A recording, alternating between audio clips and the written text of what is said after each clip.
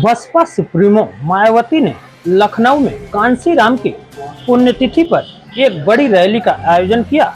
आपको बता दें कि इस रैली का उद्देश्य पार्टी की राजनीतिक ताकत का प्रदर्शन कर 2027 यूपी विधानसभा चुनाव के लिए खुद को एक मजबूत विकल्प के रूप में प्रस्तुत करना रहा। महारैली में हजारों बसपा कार्यकर्ताओं की भीड़ एकत्रित हुई। आपको बता दें कि इस दौरान हजारों बसपा कार्यकर्ता मायावती जी को सुनने लखनऊ पहुंचे। इस दौरान लाखों समर्थकों की भीड़ जुटी रही। आपको बता दें कि यूपी की राजधानी लखनऊ की सड़कों पर हर तरफ नीले झंडे, पोस्टर और बैनर दिखाई दे रहे थे। कांसीराम स्मारक स्थल मंच पर मायावती ने 1 घंटे से ज्यादा समय तक का भाषण दिया। जिलावार और विधानसभा वार कार्यकर्ताओं को अलग अलग जिम्मेदारी भी सौंपी गई। रमाबाई अंबेडकर स्थल पर पार्टी कार्यकर्ताओं के ठहरने की व्यवस्था की गई थी। रैली में लगभग 5 लाख लोगों के जुटने का दावा किया गया है। आपको बता दें कि इस दौरान सुरक्षा के कड़े इंतजाम किए गए थे। आपको बता दें कि बसपा की महारैली में मायावती जी ने साफ कर दिया कि वह 2027 का विधानसभा चुनाव अकेले ही लड़ेंगी। बसपा प्रमुख ने कहा कि गठबंधन में चुनाव लड़ने पर बसपा को कभी विशेष फायदा नहीं पहुंचा है। हमारे वोट दूसरे दलों को ट्रांसफर हो जाते हैं, लेकिन फॉरवर्ड वोट कभी बसपा को नहीं मिलते। 2012 में हमने अकेले दम पर चुनाव लड़ा था। यूपी में सरकार बनाने में सफलता भी प्राप्त की थी। आपको बता दें कि मायावती ने सपा और कांग्रेस के बाद बीजेपी पर भी हमला बोला।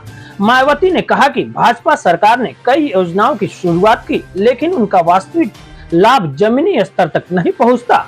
बसपा प्रमुख ने अपने संबोधन में लखनऊ के स्मारकों और पार्कों के रख रखाव का मुद्दा उठाया। उन्होंने जब उनकी सरकार में कांसीराम जी के सम्मान में स्मारक स्थल बनवाए गए थे तो टिकट की व्यवस्था की गई थी। इन पैसों को स्मारक स्थल के रख रखाव और खर्च किया जाना था। जब सपा सरकार आई तो टिकट के पैसे को बिल्कुल खर्च नहीं किया गया।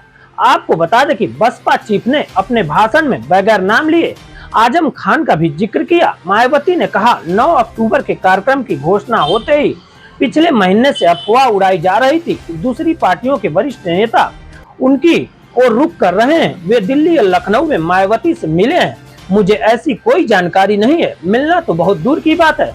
मैं कभी छिप कर नहीं मिलती, जब मिलती हूँ तो खुलकर मिलती हूँ। आपको बता दें कि इसके पहले मायावती ने रमाबाई अंबेडकर मैदान में उपस्थित अपार जनसमूह का आभार जताते हुए कहा कि जनता ने जबरदस्त समर्थन दिखाया है। आज का जनसमूह यह दिखाता है कि हमने पिछले रिकॉर्ड को भी तोड़ दिया है। पार्टी आप सबकी आभारी है। इस समर्थन को हम बेकार नहीं जाने देंगे। आपको बता दें कि इस दौरान मायावती के भाषण के बाद उनके भतीजे प्रकाश आनंद ने भी उपस्थित जनसमर्थकों को संबोधित किया। उन्होंने कहा कि इस बार यूपी में 5वीं बार सर्वजन हिताय और सर्वजन सुखाय अकेले ही सरकार बनाने जा रही है। इसकी आज यूपी की जनता को बेहद जरूरत है। हमें बसपा को सत्ता में लाना है, तभी बाबा साहेब के आरक्षण लाभों को पूरा लाभ वंचितों को मिल सकता है। यह कांसीराम जी के प्रति सच्ची श्रद्धांजलि हम सभी की होगी। बने रहें अन्य खबरों के साथ यस जी न्यूज भारत पर।